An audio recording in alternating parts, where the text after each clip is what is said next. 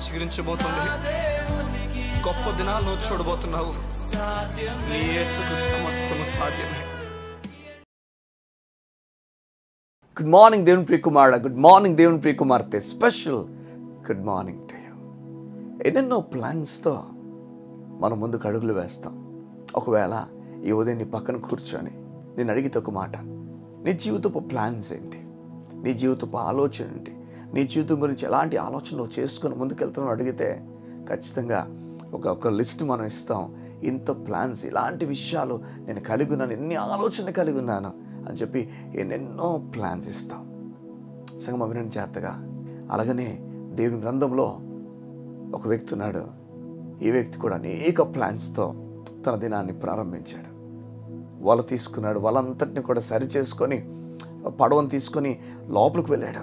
వల వేయడం ప్రారంభించాడు. అనుకున్నాడు, ఈరోజు ఇన్ని పట్టబోతున్నాను, ఇవన్నీ తీసుకొని వెళ్ళి మార్కెట్లో అమ్ముతాను, ఎంత డబ్బు వస్తుందో దాంతో నా కుటుంబానికి కావాల్సిన వస్తువులను కొంటానని చెప్పి ఏమేమి అనుకున్నాడో వెళ్ళాడు, వల వేశాడు. సంగమం వినండి, ఈ వల వేస్తున్నప్పుడు ఒడ్డు నుంచి ఒక స్వరం తనకు వినబడుతుంది. ఆ స్వరం తనతో మాట్లాడుతూ చెప్తుంది, అయ్యా అయ్యా పేతురు, అయ్యా పేతురు, ఇటువైపుగా చూడు, ఎవరు నా పేరు పెట్టి పిలుస్తున్నారు, ఎవరదని చెప్పి పేతురు వెనక్కి తిరిగి చూస్తే పేతురుకు తెలియని ఒక వ్యక్తి యేసు అక్కడ నిల్చొని ఉంటాడు. చూడండి, నేను చెప్తున్నాను వినండి. నీ జీవితంలో నువ్వు ఎన్నెన్నో ఆలోచనతో ముందుకెళ్తున్నావేమో, నీ ఆలోచన కలిగి ముందుకెళ్తున్నావేమో, ఎన్నో ఆలోచనలు ఉన్నాయేమో నీ జీవితం కొరకు, ఒక లిస్టే నీకుందేమో. ఈరోజు యేసయ్య నిన్ను పిలుచుచున్నాడు, యేసయ్య నిన్ను పిలుచుచున్నాడు. ఆ వల విడిచిపెడతావా? నీ ఆశ, నీ ఆలోచన, నీ తృష్ణ, నీ శరీరపు ఆలోచనలు, కోరికలు అనే వలను విడిచిపెడతావా? యేసయ్య కోసం నిలబడతావా? పిలుపు పిలవగానే వినండి జాగ్రత్తగా, అయ్యా వినండి, పిలుపు పిలవగానే ఆ పడవలో ఆ వల వేయడం ఆపేసావు. మరి ఏం చేసావు? వాళ్ళంతా లాగేసి పడవలో తీసుకొచ్చి ఒడ్డుకొచ్చేస్తారు. ఆ పిలిచిన వాడిని వీరు ఎందుకని అంత దగ్గరికి తీసుకున్నారో తెలియదు, కానీ ఆ దగ్గర తీసుకున్నందుకు వారి చరిత్రను దేవుడు మార్చాడు, వారి చరిత్రను దేవుడు మార్చాడు. నేను చెప్పనా, యేసయ్య నీ చరిత్రను మార్చబోతున్నాడు. యేసయ్య నీ చరిత్రను మార్చబోతున్నాడు. యేసయ్య నీ చరిత్రను మార్చబోతున్నాడు. వాళ్ళు విడిచిపెట్టేశాయి, ఈ లోకపు అలవాట్లు విడిచిపెట్టేసాయి, ఈ లోకపు పనులు విడిచిపెట్టేసాయి, ఈ లోకపు పాపం విడిచిపెట్టేసి, నీవు అనుకున్న జీవితాన్ని విడిచిపెట్టేసి యేసు అనుకున్న జీవితంలోకి రా. నేను పిలుచుచున్నాడు ఆయన, నేను పిలుచుచున్నాడు ఆయన. యోధి అన్న స్వరం వినబడుతుందా నీకు? సమయలైన స్వరము నీకు వినబడుతుందా యోధి అన్న? నేను పిలుచుచున్నాడు, నీకు గూఢమైన సంగతులు బోధిస్తా అని చెప్తున్నాడు, నిన్ను ప్రత్యేకించుచున్నాడు. కొరింథీయులకు రాస్తూ పౌలు చెప్తాడు, మీరు ప్రత్యేకింపబడిన వారు, దేవుని చేత ప్రేమించబడిన వారు. ఈ ఉదయం దేవుడు నిన్ను ప్రేమించుచున్నాడు. దేవుడు నిన్ను ప్రేమిస్తున్నాడు. ఈరోజు ఆ జాలి గల దైవము నీ కొరకు ఆలోచన కలిగి ఉంది. నీ కొరకు గూఢమైన సంగతులు దాచి ఉంచాడు చెప్తామని నువ్వు సిద్ధంగా ఉన్నావా? ఈ ఉదయాన్న ఎలా అయితే పేతును పిలుస్తున్నాడో నిన్ను కూడా దేవుడు పిలుచుచున్నాడు. పేతురు వచ్చిన తర్వాత పేతురుకి యేసుప్రభువు ఒక మాట చెప్తాడు, ఇదిగో ఈ వల విడిచిపెట్టేసే, ఇంకొక వల తీసుకుంటావా? మనుషులను పట్టే జాలరుగా నిన్ను చేయబోతున్నాను. సంగమా, నేను దేవుడు గొప్పగా హెచ్చించబోతున్నాడు. వల విడిచిపెట్టేసాయి, రా ప్రభు దగ్గరికి. గొప్ప కార్యాలను చూడబోతున్నావు, దేవుని కార్యాలను చూడబోతున్నావు. పాపను పడిపోతున్నావేమో, లోకపు ఆశలకు పడిపోతున్నావేమో, లొంగిపోతున్నావేమో.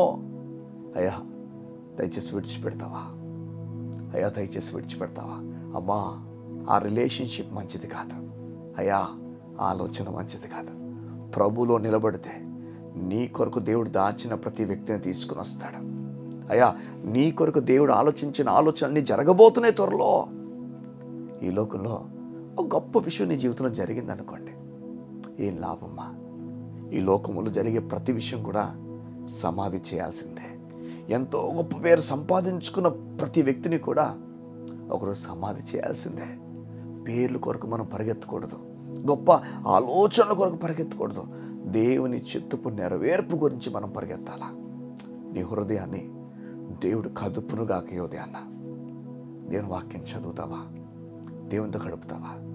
నీ స్నేహితుడు ఆయన నీతో ఉండడానికి ఇష్టపడుతున్నాడు. ఈ ఉదయాన్న నేను ప్రేమించుచున్నాడు. He's loving you today. కళ్ళు మూసుకుంటావా? ఈ ఉదయాన్న నీ కొరకు ప్రార్థన చేస్తాను. పిలిచిచున్న దేవా నీకు వందనాలు.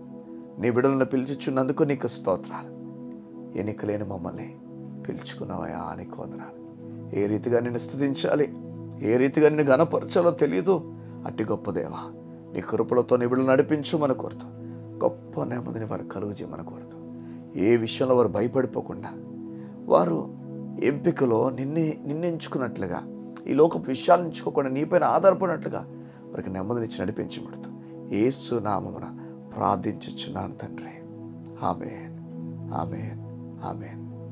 నాకు అనిపిస్తుంది ఉదయాన్న దేవునితో మాట్లాడాడని. ఇక చాలా జీవితం, ఇక చాలు. నువ్వు ఎంతో వయసు పైబడిన వ్యక్తివేమో. ఈరోజు నువ్వు చేస్తున్న పని ఎవరికి తెలియకుండా దాచుకుంటూ ముందుకెళ్తున్నావేమో. ఇది ఒక బ్రతుకేనా? ఇలా బ్రతకడం దేవుని చిత్తమేనా? ఈ ఉదయం నేను అడుగుతున్నాను. వచ్చేసే వెనక్కి ప్రభు నేను హెచ్చించబోతున్నాడు.